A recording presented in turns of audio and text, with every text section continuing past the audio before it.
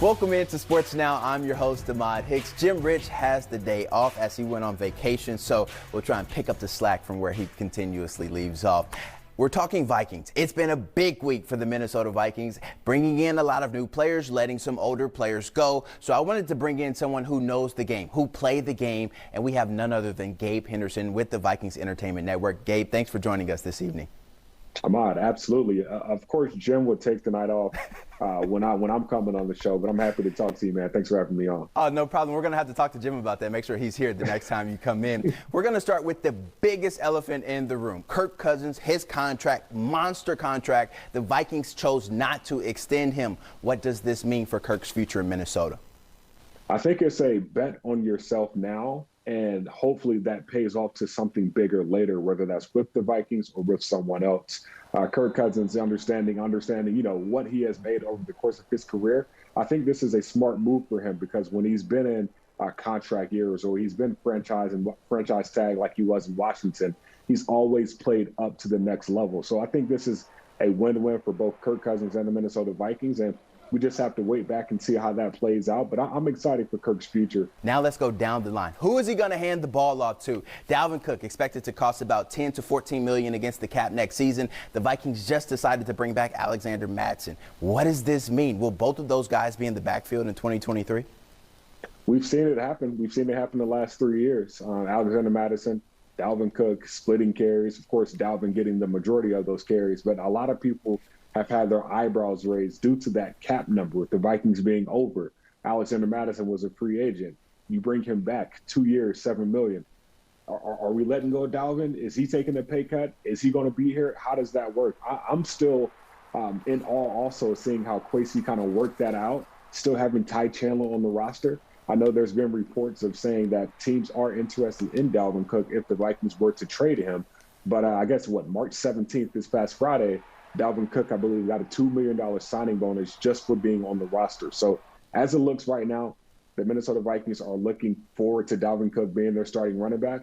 But who knows how Kwesi is going to Kwesi. We've seen how he's done the Garrett Bradbury deals, certain other deals to bring new free agents and get under the cap number like he has done. So I would love to personally see Dalvin Cook here in purple on I guess, in 2023. But we'll see how that works with Alexander Mattison back on the roster. Adam Thielen, the man in Minnesota, Mr. Minnesota, as some would say, he's gone. What does this mean for him, and what does this mean for KJ Osborne's future? I think for Adam, first and foremost, I believe this gives him another opportunity to go somewhere else and be able to learn that system or learn that playbook early on. I remember talking to Kevin O'Connell last week, and I asked him, I was like, hey, is there any upside to letting a player go early in free agency versus, May, June, and July? And he says, yeah, the fact that, they can kind of be with their families and then, two, figure out their future. And then ultimately for Adam Thielen, be able to play for a contender. We've seen the Carolina Panthers, Kansas City Chiefs, other teams that are trying to get in that ranks go after Adam. So he's got another year or two that he can play really good football.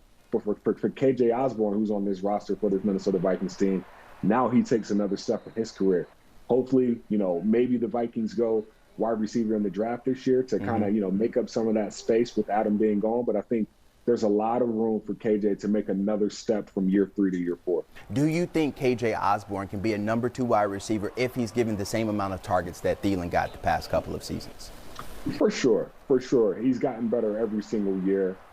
Keenan McCardell, Vikings wide receiver coach, he said KJ Osborne learned something new about the game every year. And last year, the biggest thing that KJ Osborne added to his game was route running. We know he can catch the ball. We know he has speed. We've seen that, but now he's starting to understand the game. The game is getting a lot slower. So yeah, you do have to bring in another guy to kind of complement KJ and JJ. But at the same time, KJ can be that wide receiver too, if not 2A, 2B. I mean, we've seen a lot of big time teams have 3 potent wide receivers that if you give any of those guys the rock, they can go and make a play. So I think KJ Osborne can be at least that number 2 receiver, if not number 3, if somebody else comes in and it's just a game changer down the field. I want to circle back to what you said about Adam Thielen and Coach O'Connell talking about why they let veterans go this early in the offseason so they can be with their family and get a chance to go where they want to go. Well, breaking news, Adam Thielen just signed with the Carolina Panthers, so he's going to be a happy man, I'm sure, with the quarterback that they're going to select with the first overall pick. Now, talking about quarterbacks, wide receivers, running backs. You can't do anything without the offensive line. The Vikings have two of the top tackles in O'Neal and Darisaw. They just signed center Garrett Bradbury. But what does this offensive line need to do, or where do the Vikings need to address their offensive line issues, whether it's free agency or the draft? Yeah, I think I think the draft for sure, because free agency, you already bring back Austin Sloatman, who the Vikings were very high on. You bring back Garrett Bradbury, which ultimately means the group, the band, they're back together. You got your entire starting five old linemen from last year back. So that means Kirk Cousins has more opportunities to be himself. He trusts those guys. He understands their strengths and weaknesses. And ultimately, you usually see, I guess, a more comfortable and a better O-line when all those guys have played together at least for 1 year. Transitioning from the offensive line to the defensive line, Dalvin Tomlinson gone. Za'Darius Smith under contract, but he wants out. Where do the Vikings go on the defensive front? I mean, I know they brought in Dean Lowry. They also brought in Marcus Davenport. But do you think these guys step in and make an immediate impact that the Vikings need to be a Super Bowl contender next season?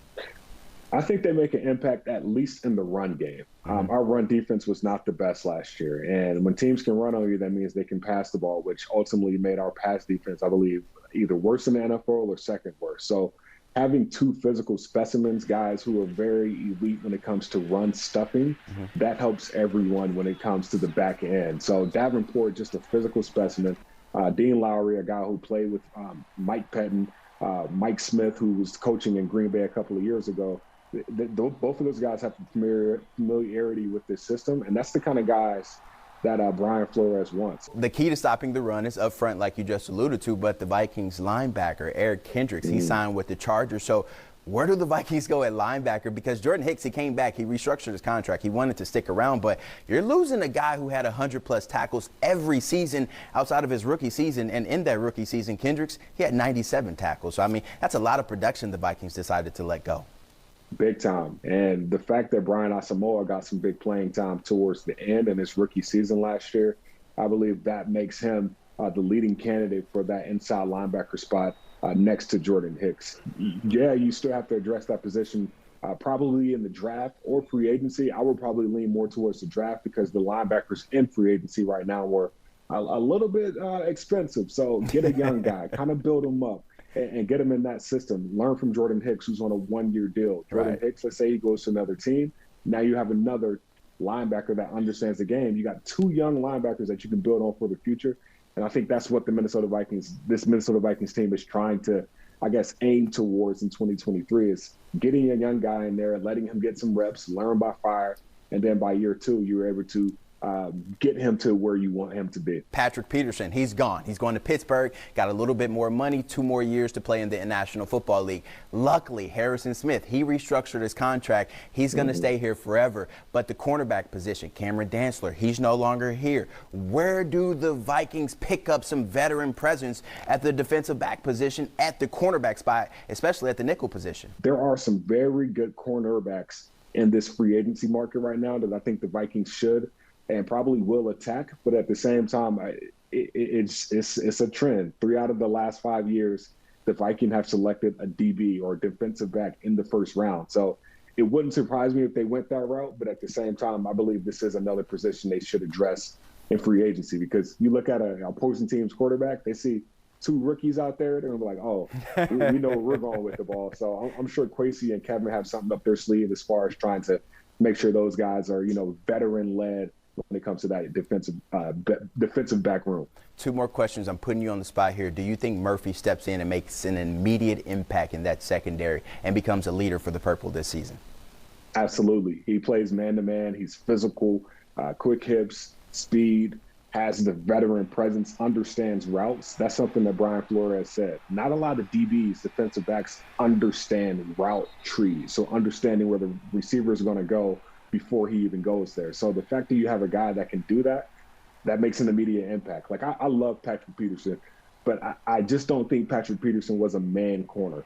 And if we're going to blitz the way Brian Flores defenses have blitzed in the past, you got to have a guy like Byron Murphy who's going to make some plays this year in 2023. All right, Gabe, my last question that I have for you. When you look at the rest of the moves that the NFC North has made during free agency, Aaron Rodgers potentially leaving Green Bay, going to the New York Jets, the Lions, it seemed like they just loaded up and got every position that they need. What do the Vikings have to do in order to reclaim their throne in the NFC North next season? Or are we looking at a team like the Chicago Bears or the Lions taking over?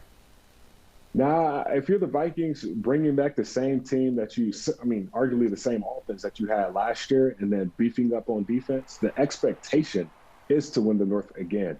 The Detroit Lions, yeah, they had some run as of late. They were kind of, America's team towards the end of the season, even in the beginning of the season with hard knocks. But at the same time, the only team that you have an excuse of losing to in the division next year is probably the Detroit Lions. The Green Bay Packers don't have Aaron Rodgers. The Chicago Bears are probably another year or two from being that team that they probably once were when they were making those playoff runs. So the time is now for this Minnesota Vikings team. You bring back your entire offensive line. Your defense is pretty similar, but you bring in some younger guys, both on the defensive line and the defensive back unit. Hopefully that helps your defense get better. If our offense can continue to be a top 10 offense and the defense could be let's say, top 20, the NFC North is the Minnesota Vikings in 2023. And that's the expectation for Kwesi and Kevin as far as what I've heard being in the building. They are expecting to build on that championship standard and get past the wild card division in 2023. Hey, I like what you said. Offense fills the seats in the stands and the defense wins the championship. So hopefully the Vikings can put the two together next season. Gabe Henderson with the Vikings Entertainment Network. We appreciate your time. Thanks for joining us. Appreciate you, Ahmad.